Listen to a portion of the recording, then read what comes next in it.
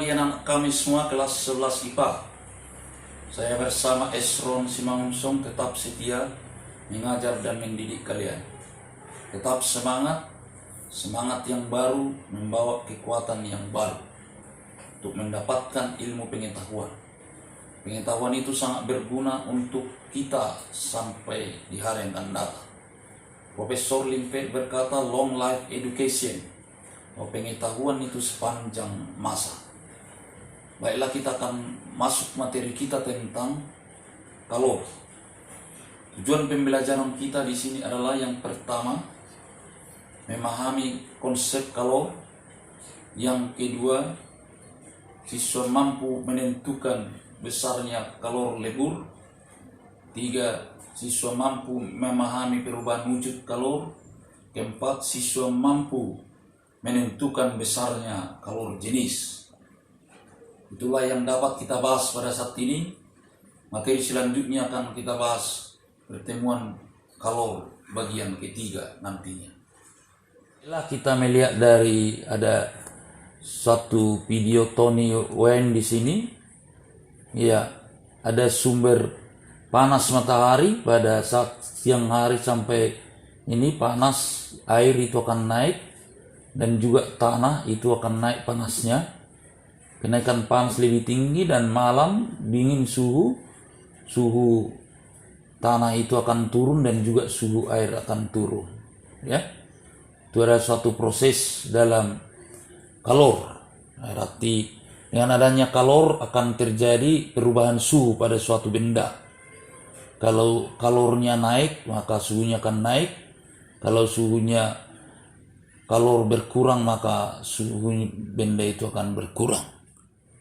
Ya, kita memperhatikan ini dengan tiga benda dipanaskan yang sama. Kita lihat satu batu keramik kalau dipanaskan tapi memiliki penampang yang berbeda, yang kecil, sedang, besar. Maka kita amati di sini dengan kalor yang sama besarnya, maka akan terjadi kenaikan panas yang lebih cepat pada penampang yang kecil, ya, dibanding penampang yang besar, ya. Itulah akan dilihat nanti pada materi-materi kalor selanjutnya, yaitu tentang perpindahan kalor dan kapasitas kalor. Baiklah, anak kami tetap semangat. Saya bersama Esron Simangunsong.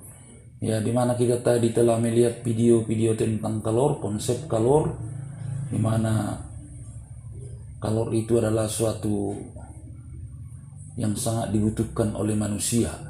Ya, tujuan pembelajaran kita yang pertama tadi memahami konsep kalor, dua memahami konsep perubahan kalor, tiga menentukan besar kalor, keempat menentukan besar kalor jenis.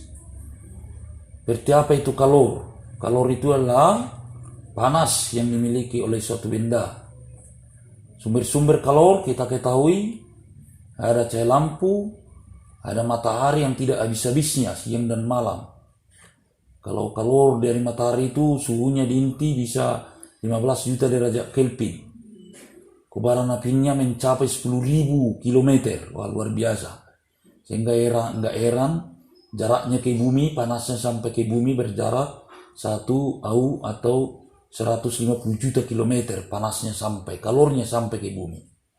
Iya, kalor ini ada kita lihat kalor lebur, kalor jenis, kalor penguapan atau kalor uap. Iya. Apa itu kalor lebur? Kalor lebur adalah banyaknya kalor yang diperlukan untuk meleburkan suatu benda daripada menjadi cair. Contoh, es 0 derajat diubah menjadi air 0 derajat. Meleburkannya berapa diperlukan? L sama dengan Q per M, besarnya kalor yang diperlukan per satuan massa, atau banyak kalor sama dengan massa kali kalor lebur. Kalor jenis. Sekarang kita masuk, apa itu kalor jenis? Kalor jenis adalah banyaknya kalor yang diperlukan untuk menaikkan suhu 1 kg benda naik suhunya 1 derajat Celcius, ya, atau menaikkan suhu 1 gram naik suhunya 1 derajat. Itu nanti satuan kalor per derajat Celcius. Ada satuan joule per, ya, joule per kilogram, MKS-nya. Maka C sama dengan Q per M kali delta T. Atau banyaknya kalori yang diperlukan menaikkan suhu, Q sama dengan MC kali delta T. Delta T diganti T2 kurang T1.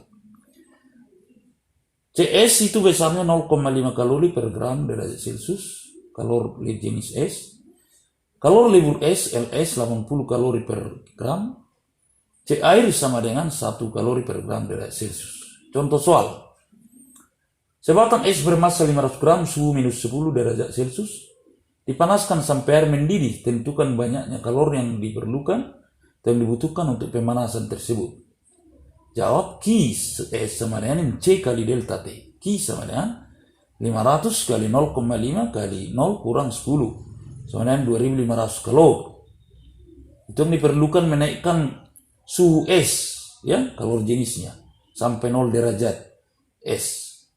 Dari 0 derajat es ke air, 0 derajat itu peleburan. QL M kali LS 500 kali 80 sama dengan ini 40.000 kalori. Nah, ini cukup besar kalori yang diperlukan, ya, untuk mengubah wujud. Iya. Iya, Q air sekarang dari 0 derajat air sampai 100 kurang 0. Jadi ini 100 delta T-nya. 500 kali 1 kali 100 50.000 kalori.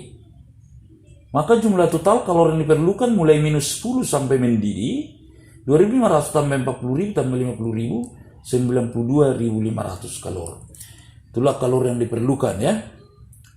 Dari perubahan wujud itu di SMP sebenarnya sudah diketahui, ya. Perubahan wujud dari cair menjadi padat itu membeku. Contoh es membeku. Padat menjadi mencair, es mencair, ya. Iya. Cair menjadi uap, penguapan. Iya. Ada perubahan wujud itu di SMP sudah dipelajari, ya. Ini kita melihat soal sekarang. 1. Mengapa air dipanaskan daerah pegunungan bisa mendidih di bawah 100 derajat Celcius? Coba dipikirkan dan dijawab, ya. 2. Sebatang es dipanaskan sampai air mendidih. Jika kalori yang diperlukan total dalam pemanasan tersebut 300.000 kalori, tentukan massa es tersebut. Ya, di mana besaran-besaran CS tadi sudah ada di atas, C air ada, iya, itu C air ada, CS ada, LS ada. Ya, bisa dikerjakan. Demikian pembelajaran kita. Tetap semangat. Tuhan Yang Maha Kuasa memberkati kita. Tetap setia beribadah, rendah hati, belajar dengan tekun, belajar kerja keras, daya juang pantang menyerah. Einstein sampaikan, kerja keras 99%, IQ 1%. Dan tetap menekuni dan beribadah dengan sungguh-sungguh kepada Tuhan kita.